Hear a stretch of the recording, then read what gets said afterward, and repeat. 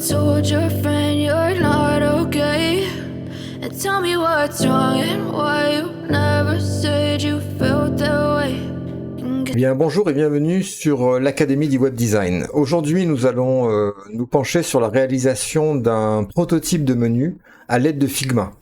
Alors Figma, je le rappelle, c'est l'autre concurrent sérieux d'Adobe XD. Figma a pas mal d'atouts dans sa manche pour se révéler être un concurrent très sérieux, surtout en ce qui concerne le travail collaboratif, c'est-à-dire travailler à plusieurs sur un design. Figma offre des outils particulièrement intéressants et va plus loin que Adobe XD. Alors aujourd'hui, on va réaliser, donc on va regarder comment réaliser les parties qui vont suivre. Notre objectif du jour dans cette masterclass sera de réaliser, donc l'objectif de cette masterclass va être de réaliser le prototypage sous Figma d'un menu. Donc là, j'ai un menu qui se situe au coin supérieur droit de mon écran.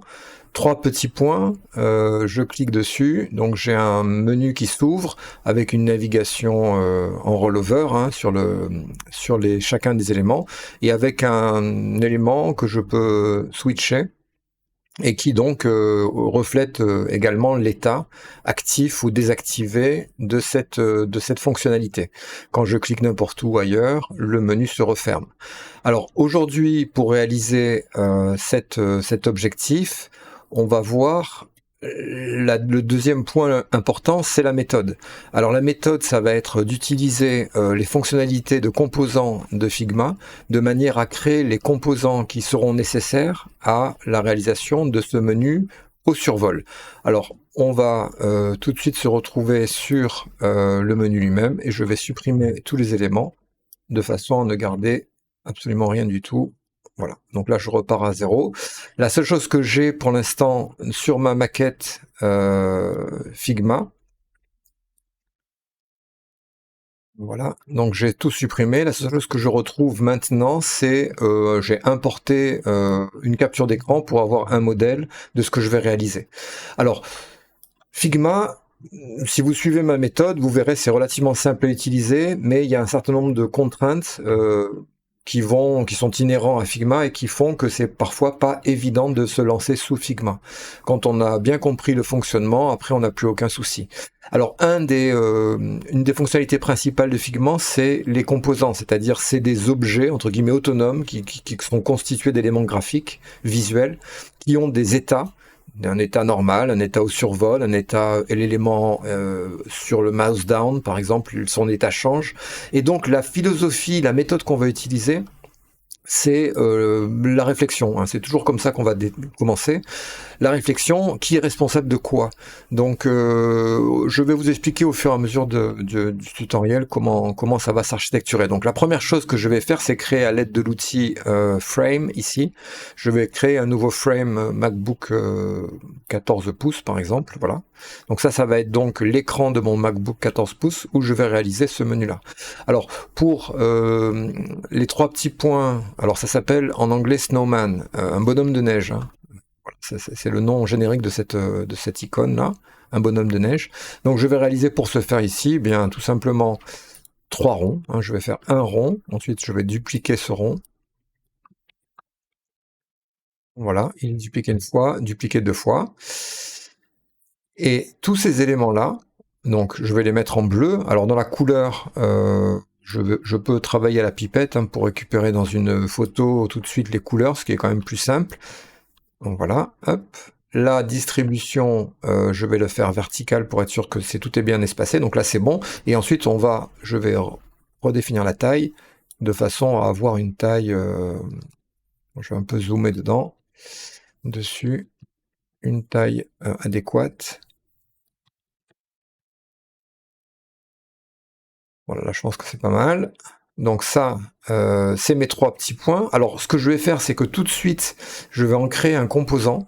Alors pour créer un composant, on a plusieurs solutions. La plus simple, c'est d'utiliser le bouton qui est en haut, Create Component, ici, qui va créer de ces 3 graphiques qui pour l'instant n'ont pas de vie personnelle particulière. Je vais les mettre à l'intérieur d'un composant. Voilà, c'est fait. Maintenant, ça s'appelle Component 1 et je vais renommer ce composant et je vais appeler ça Snowman. Voilà, on va faire ça à coller. Voilà, donc ce composant Snowman sous Figma, eh bien simplement c'est le composant principal. Alors ce composant principal, on peut le mettre où on veut sur la maquette. On a accès ici dans les assets, c'est-à-dire la bibliothèque de composants. Ici on voit les composants locaux et dessus donc j'ai Snowman. Je peux avoir autant de Snowman que je veux. Je peux en mettre un deuxième, puis un troisième, puis un quatrième. La seule chose par contre c'est que si je supprime le composant local, eh bien je n'aurai plus de composants dans ma bibliothèque et donc ça deviendra des éléments autonomes. Donc attention, la première chose à bien faire attention, c'est de ne jamais jeter ce composant principal. Je peux jeter les instances de ce composant-là, il n'y a pas de souci, mais ce composant principal, je vais toujours devoir le garder. Alors la question à se poser ensuite, c'est est-ce qu'en survolant Snowman, on a une animation qui doit se produire? Alors la réponse est probablement oui, parce que peut-être que je veux changer la couleur, par exemple, au survol de cet élément-là. Alors comment faire à partir de composants? Eh bien je vais zoomer pour rentrer dans le composant lui-même, voilà ici, et je vais aller dans le design, ajouter des propriétés. Donc j'ajoute une nouvelle propriété et je crée notamment un nouveau variant. Alors on voit que quand je fais ça, tout de suite, on a Snowman qui devient encadré d'un cadre violet. Je vois dedans les éléments que j'ai mis à l'intérieur et j'ai un variant. Donc c'est un variant, c'est-à-dire le variant que j'ai créé. Maintenant, pour avoir un variant au survol, eh bien, je vais créer un nouveau variant. Et là, je vois que tout de suite, j'ai deux variants. Si je voulais avoir un variant encore plus, par exemple, avoir un comportement particulier visuel lorsque je clique sur le bouton et qui soit différent, évidemment, du comportement où je survole le bouton, eh bien, je créerai un nouveau variant. Donc là, je crée juste deux variants. Et dans le deuxième variant, je vais aller modifier, par exemple, les couleurs de la sélection. Donc, on va faire quelque chose d'assez simple. Voilà, je vais, par exemple, au survol, vouloir atténuer la couleur comme ceci. Donc là, j'ai donc deux variants, un variant normal qui va être le variant standard de l'élément, et au survol, j'en ai créé un deuxième. Maintenant, ce qui me manque en fait, c'est le comportement, c'est-à-dire lorsque la souris rentre sur le composant, eh bien, je souhaite que, en fait, le composant soit switché, c'est-à-dire soit remplacé par le deuxième composant, qui est celui que j'ai créé juste après. Pour faire ça, comment fait-on? On bascule sur l'onglet prototype sur la droite de l'écran. Cet onglet prototype va me permettre d'établir des interactions. D'ailleurs, on le voit, puisque quand je n'ai rien de sélectionné, j'ai la possibilité de changer le prototypage, de passer sur un téléphone ou quoi. Donc ça, c'est quand rien n'est sélectionné. Et quand quelque chose est sélectionné, tout de suite, on voit qu'on a interaction qui apparaît à l'écran, sur la droite, avec un plus. Donc l'idée, c'est je vais choisir le variant auquel je souhaite affecter un comportement, et ensuite, je vais cliquer sur plus pour l'interaction. Je choisis le type d'interaction. Donc moi, ça serait, alors il y a pas mal de types différents. Moi, ça va plutôt être tant qu'on va survoler l'élément, donc while hovering, to hover en anglais, ça signifie survoler. Donc tant qu'on va survoler l'élément. Ensuite, qu'est-ce qui va se passer? Eh bien, je vais faire change to. Je vais switcher l'état de ce comportement, enfin de ce composant, pardon, de property 1 default à variante 2. C'est-à-dire le deuxième élément que j'ai, le deuxième état que j'ai géré dans le composant. On voit tout de suite que une flèche tout de suite me montre que il y a une interaction entre le variant 1 défaut et le variant 2 que j'ai créé. Je peux même, alors là on a des comportements qui me permettent d'avoir comment va se dérouler l'animation. Elle sera instantanée ou alors ça sera plus long. Enfin, on a plusieurs solutions, mais là je ne veux pas trop rentrer dans les détails. Simplement, je veux qu'au survol le composant change. Donc là c'est bon, là je l'ai fait. On voit qu'on a l'interaction qui s'est créée. Et pour utiliser ce composant-là, je vais simplement aller. Donc je vais bouger mon composant ici. Je vais le mettre à l'extérieur de la fenêtre ici. Voilà, je vais le bouger ici. Et pour l'utiliser, je vais simplement aller dans les assets, dans mes composants, et je vais aller chercher un snowman que je vais mettre à l'écran. Voilà. Une fois que j'ai fait ça, alors on vérifie bien toujours qu'on est bien dans le frame MacBook Pro 14. Il faut toujours que ce soit à l'intérieur de ce frame pour que ça puisse être visualisé sur le prototypage. Une fois que j'ai fait ça, je vais voir le prototypage, ce que ça donne. Donc je vais appuyer une première fois sur Play. ici, et il va me créer un onglet à côté qui va être le prototype, et on voit que quand je survole l'élément, j'ai bien un comportement qui se déclenche. Donc là c'est parfait, donc là ça marche, et maintenant je vais garder ce composant ouvert, de façon à pouvoir chaque fois voir l'avancée de ma maquette. Alors sur ma maquette, je vais mettre une photo en fond, alors pour le coup je vais créer un rectangle, ici, voilà, jusqu'en bas de ce premier écran. Bouton droit, j'ai ajouté un plugin Unsplash qui me permet d'avoir un accès direct aux librairies d'images d'Unsplash. Donc, si vous voulez faire la même chose, vous allez sur ici, vous allez sur Community. Ici, vous recherchez Unsplash. Ici, Unsplash. Vous validez et vous installez. Alors, Unsplash, alors il faut filtrer, hein. C'est un plugin, voilà, c'est le premier, c'est celui-ci, 953 000 utilisations, donc hein, vous faites try it out, et là, il va vous installer le plugin. Ce plugin vous permet de pouvoir faire un bouton droit sur n'importe quel élément, et dans plugin, ici, dans le menu qui s'ouvre, vous sélectionnez Unsplash, voilà, il va se lancer, et là vous pouvez, à ce moment-là, je vais faire une catégorie abstraite par exemple, et je vais mettre cette image-là en fond, je clique dessus, et là, automatiquement, il me remplit mon cadre. Voilà, donc là c'est pas mal, je vais juste augmenter la taille de ce cadre-là, de façon à me situer comme ceci.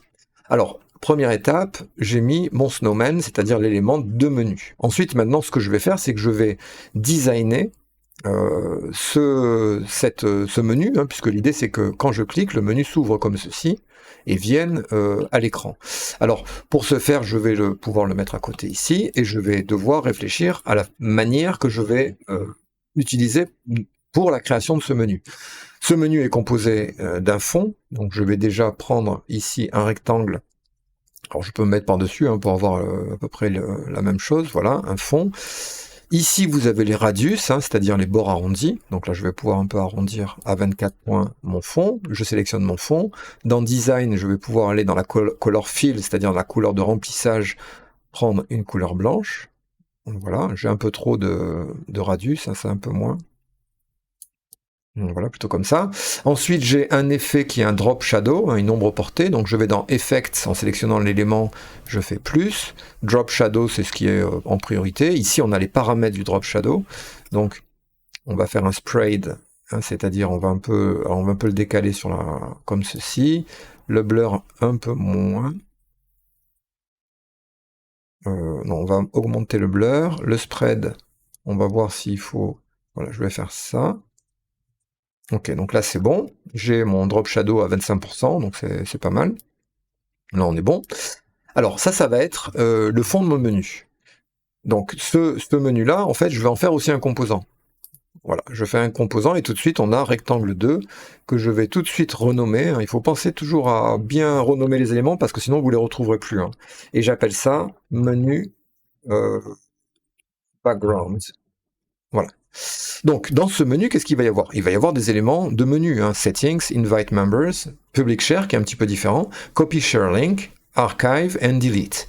Alors, notez bien que je vais insérer un composant dans un autre composant de façon à avoir une hiérarchie de composants. Donc, j'ai déjà mon composant principal qui est le menu Background, et dedans, je vais créer un autre composant qui va être une ligne de texte. Alors, on va simplement peut-être mettre de côté pour l'instant Public Share, qu'on verra après, puisqu'il est un peu plus compliqué. Mais Settings, Invite Members, Archive et Delete, c'est finalement les mêmes lignes de texte. La seule différence qu'il y a entre ces éléments-là, c'est la couleur à l'état normal. Mais vous allez voir que les composants nous permettent d'associer des couleurs différentes à leurs instances. Donc ça, c'est particulièrement intéressant. Alors, pour créer un composant de Settings, je prends mon outil texte. Hein, je vais ici taper Settings. Voilà, je suis à peu près dans la même typo globalement. Je vais mettre la couleur à bleu. Hein, donc tout à l'heure, Document Color, c'est les couleurs que j'ai déjà utilisées dans le document, donc elles sont automatiquement créées ici. Donc je peux la sélectionner. Donc là, c'est parfait. Ok, donc là, je clique sur Settings et je vais en créer un composant. Voilà. Ensuite, l'idée, c'est de sélectionner ce composant-là, d'aller dans Prototype et de rajouter dans Design des propriétés et notamment de créer un variant. Parce que ce que je veux, c'est que cet élément-là est un variant au survol. Parce qu'en survolant ces éléments-là, on doit avoir un fond de couleur qui apparaît au fond de l'élément. Donc je rajoute un variant. Voilà, c'est fait. qui va être le variant au survol. Alors, au survol, il y a juste un fond qui va apparaître. Donc l'idée, c'est de créer ce fond, en fait, de venir alors travailler le settings par rapport à mon cadre, hein, de façon à avoir à peu près la même chose, voilà. Donc là, j'ai le menu qui a été fait. Je vais pouvoir rajouter un fond ici, comme ceci. Voilà. Alors l'ordre ici, dans Snowman ici, hein, on a Snowman ici, on a Settings, c'est là, hein, donc on va appeler ça Menu Item, hein, c'est un menu, un élément de menu. Variant, c'est le regular, hein, c'est-à-dire l'état normal. Dans l'état normal, j'ai mis Settings, et je viens de rajouter, vous voyez, un cadre, mais en cliquant sur ce cadre, je vois que le cadre a été rajouté dans la hiérarchie tout en haut, c'est pas ce que je veux qu'il soit compris dans mon variant à l'état normal, ici, hein. Donc défaut, on a variant 2 qui est au-dessous, donc je prends le rectangle et je le mets dans ici. Alors attention, c'est comme dans Photoshop, les éléments les plus hauts sont ceux qui sont les plus en avant. Donc là, pour l'instant, le rectangle est il est devant mon texte. Il suffit de prendre le texte ou le rectangle et de venir modifier l'ordre. Voilà, donc là c'est fait. Il faut maintenant que je prenne ce rectangle, je le copie et je le rajoute dans mon variant 2. Donc je sélectionne variant 2, je colle le rectangle qui se retrouve aussi devant et je le mets à l'arrière-plan. Et maintenant, globalement, j'ai deux rectangle. Alors je peux venir arrondir un petit peu ici, je vais mettre à 8 pixels, je vais arrondir un peu les angles. Ici aussi, je vais mettre à 8 pixels ici pour les arrondis. Et la différence, c'est qu'à l'état normal, je vais avoir une transparence qui va être à 0. Hein, je n'aurai pas de couleur, mais l'élément est bien présent, hein, il est bien là, mais il n'a pas de couleur. Et au survol, il va prendre une couleur. Alors, pour tester ça, je sélectionne mon composant, je vais dans Prototype, et là je fais, donc ici, j'ai variant défaut, donc c'est parfait, je vais sur mon variant défaut, hein, l'état normal, je fais interaction, au survol, donc je fais while hovering, qu'est-ce qui se passe? On a change to, on va changer l'état du composant, de défaut, on va passer à variant 2, et tout de suite il me montre à l'écran une flèche entre les deux éléments, donc ça veut dire que ça va, voilà, ça va passer. Si je prends ce composant et que je le mets n'importe où, hein, pour le tester, juste ici par exemple, dans mon MacBook Pro, je reviens sur mon côté, derrière à côté, je fais R pour recharger. Alors là, qu'est-ce qui se passe? Il n'y a pas de... Alors il faut probablement, si vous avez ce type de problème, il faut recharger ici avec la flèche, refermer et recharger avec la flèche l'état du composant. Voilà, alors là, je reviens. Donc ça, pourquoi est-ce que ça fait ça? Parce que là, je suis en train de faire l'erreur suivante, c'est-à-dire que j'ai créé un composant que j'utilise directement, mais comme je vous l'avais dit précédemment, en fait, il faut créer le composant, le garder à l'écran parce qu'on ne peut pas le supprimer, et pour l'utiliser, aller dans Assets, et là, aller mettre l'élément de menu Settings. Donc je vais mettre par exemple ici, voilà, et là je vais pouvoir, en survolant l'élément, on voit que ça fonctionne, hein, on a bien le fond qui apparaît. Alors, pour aller, donc, cet élément, cette instance, ça s'appelle une instance. Quand je prends un composant que je mets à l'écran, ça devient l'instance du composant. Et vous allez voir que c'est assez intéressant. Donc, pour pouvoir le mettre dans mon menu, eh bien simplement, je vais prendre menu background et je vais rajouter autant d'instances dans mon menu que j'ai besoin. Donc, je vais mettre settings, invite members. Ensuite, je vais mettre copy share links. Ensuite, archive. Et ensuite, delete. Voilà. Alors, pour les alignés, je les sélectionne tous. Et je vais ici dans les alignements en haut, hein, je les cadre à gauche, donc là c'est parfait. Ce menu background, si je le mets dans mon cadre pour le tester, hein, c'est-à-dire qu'il soit un enfant de menu background, je vais ici, on voit que ça fonctionne, hein, ça fonctionne. Bon, il y a un petit débord parce qu'il faut que je le positionne. Donc, pour bien le positionner, ben, il suffit de resélectionner les éléments. Menu item 1, 2, 3, 4, 5. De venir les décaler. Voilà. Ça aussi, cela, il faut que je décale. Voilà. Donc, je les décale. Je reviens dans ma maquette. Alors d'abord, il faut que je remette dans le frame. Hop, je reviens. Voilà, je reteste, donc là c'est bon, ça passe, maintenant il n'y a pas de souci. Alors vous allez me dire, il y a les mêmes textes, mais évidemment, l'avantage du composant, c'est que on peut venir modifier des réglages en local, c'est-à-dire uniquement des réglages sur le composant lui-même. Alors là, j'ai setting, ça bouge pas. Je double-clique pour sélectionner le texte ici, je vais marquer Invite Members, donc ça c'est bon. Ensuite, je double-clique sur l'instance du composant, je vais faire copy, share, je recopie le voilà, link. Ensuite, j'ai archive. Alors c'est tout ça, c'est des instances du composant, hein. Mais vous voyez que le composant donne la possibilité de modifier des paramètres en local, c'est-à-dire que j'ai le même comportement, mais maintenant les textes ont changé. Voilà, donc là c'est parfait. Donc, hop, je le ressors. Je continue avec les couleurs. Donc là, avec les couleurs, en fait, c'est simplement sélectionner Archive, aller dans la couleur, donc de sélection ici, je vais le passer en gris pour avoir le même qu'à côté. Là, c'est comme ceci, c'est bon. Et Delete, je vais faire pareil. Sélection de la couleur et je vais le passer en rouge. Donc les couleurs sont également des couleurs que je peux modifier dans l'instance du composant. Si je reviens sur ma fenêtre, je reviens dans ma... Voilà, ça a bien... C'est la même chose, ça n'a pas bougé. Alors ensuite, je continue. On va s'occuper de cette ligne-là, Public Share. Alors ça, c'est un composant aussi, hein. Je vais en faire un composant. Donc comment? En sélectionnant l'outil texte, je vais taper Public Share. Donc ça va être la première partie. Ensuite, il va me falloir un rectangle avec des bords arrondis, hein. Donc je peux le dessiner par-dessus, hein. Si je veux avoir une bonne prévisualisation, c'est même une bonne idée, hein, de venir faire ici, voilà. Je vais arrondir ces angles de façon, voilà, à avoir quelque chose qui ressemble à ça. Voilà. Ensuite, je vais utiliser un fond avec la pipette, je vais reprendre le fond bleu pour avoir aussi, et par-dessus, je vais remettre un autre rond. Donc je prends ici une ellipse, et je vais venir faire une ellipse à partir du centre ici, que je mets dans mon rectangle, comme ceci. Alors là, vous pouvez zoomer, hein. Voilà, pour que ce soit voilà, comme ceci. Ensuite, on va bien la positionner. Alors, si vous avez des problèmes de vue, etc., vous pouvez gérer ici les magnétismes, etc., hein, là-dedans. Bon, moi, je vais le continuer comme ça, mais vous avez le magnétisme, c'est éventuellement... Voilà. Ok, donc ça, là, il est parfait. Donc ça, je vais le prendre et le mettre, hop, copier, et le mettre à côté de mon texte. On va travailler ici, par exemple. Là, je vais le mettre à côté.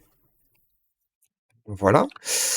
Le texte, on va le passer en bleu aussi, comme ceci. Alors, qu'est-ce qui me manque? Il me manque le fond. Alors le fond, je vais venir créer un rectangle ici. Alors ce rectangle-là, il va avoir cette largeur-là, hein. Voilà, je vais le mettre ici. Donc là, c'est bon. Ensuite, ce fond, il va avoir un bord arrondi, comme ceci. Alors on peut un petit peu peut-être l'augmenter, augmenter sa taille. Voilà, comme ceci. Voilà, donc là je suis à peu près bon. Alors je prends maintenant tous ces éléments-là, je les sélectionne tous et je vais aller créer le composant. Voilà, donc là maintenant ça devient Component 1.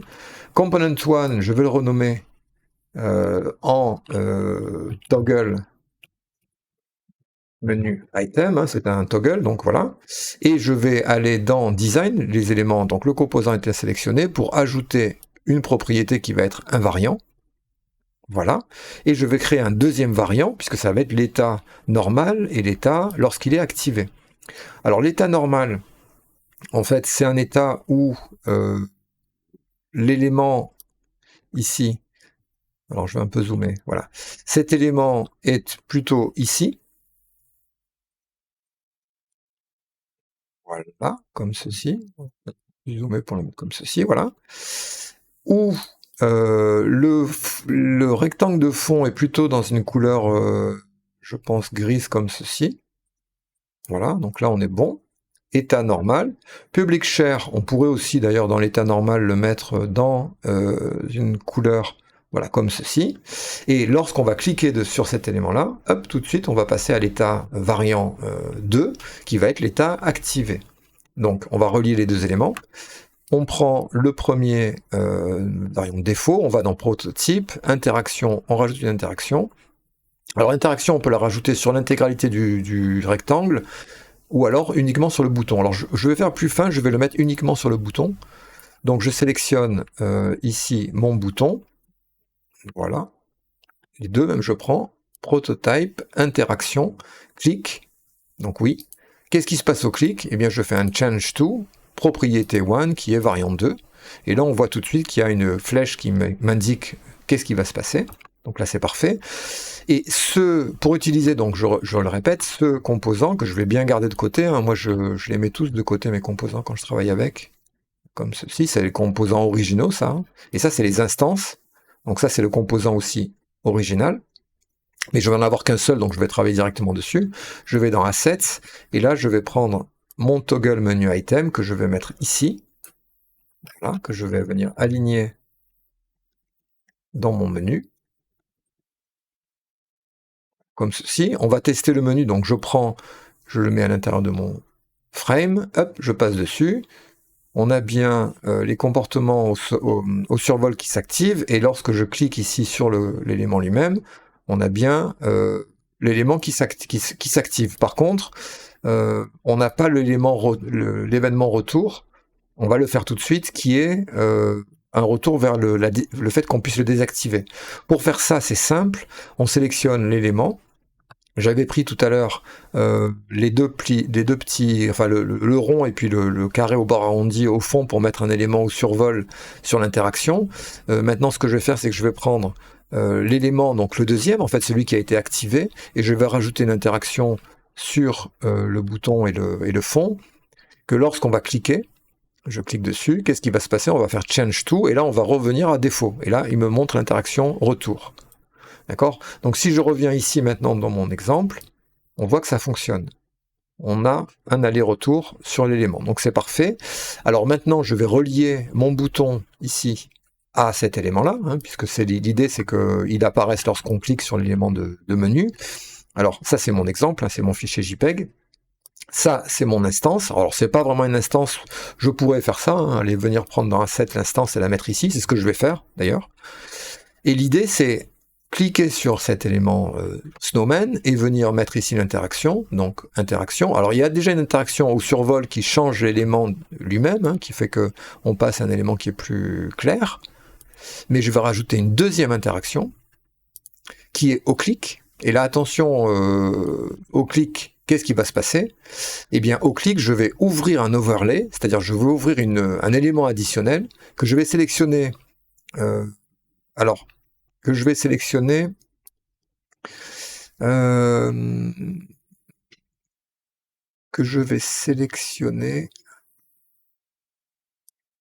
voilà, donc là en fait ce qui se passe c'est que c'est menu background, donc c'est parfait, hein, et là je vois que il y a une flèche qui relie donc le snowman à mon menu, qui me dit que, alors qu'est-ce qui se passe, hein, on va le faire tout de suite, voilà, ça donne, c'est ça, en fait ça donne que quand on clique, alors je vais enlever l'autre ici, hop, voilà, je reviens, donc je recharge la preview, et quand je clique, ça apparaît.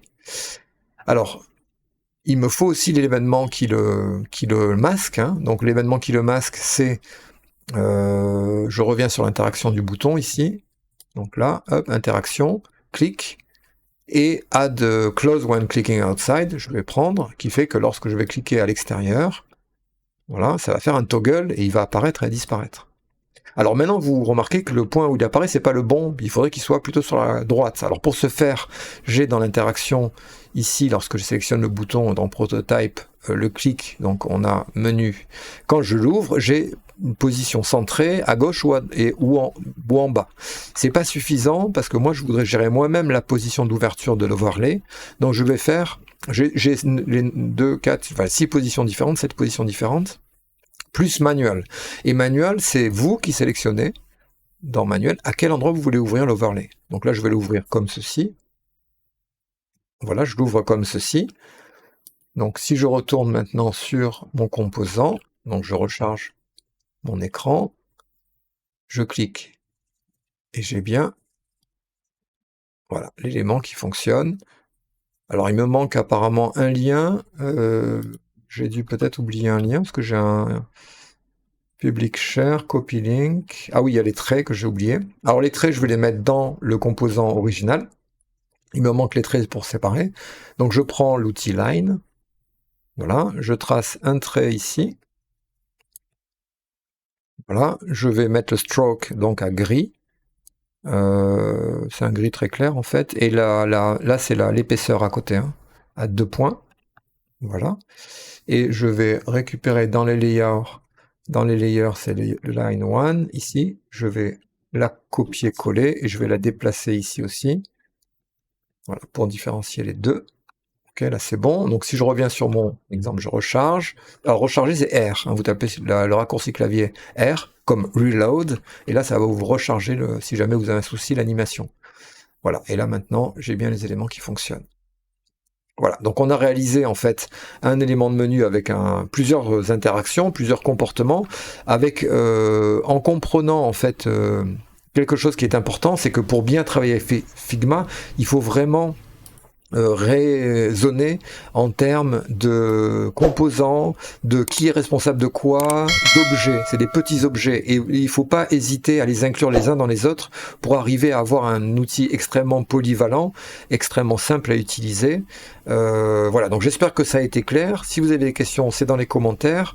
Je vous remercie de votre attention et je vous dis à bientôt pour un nouveau tutoriel sur l'Académie du Web Design.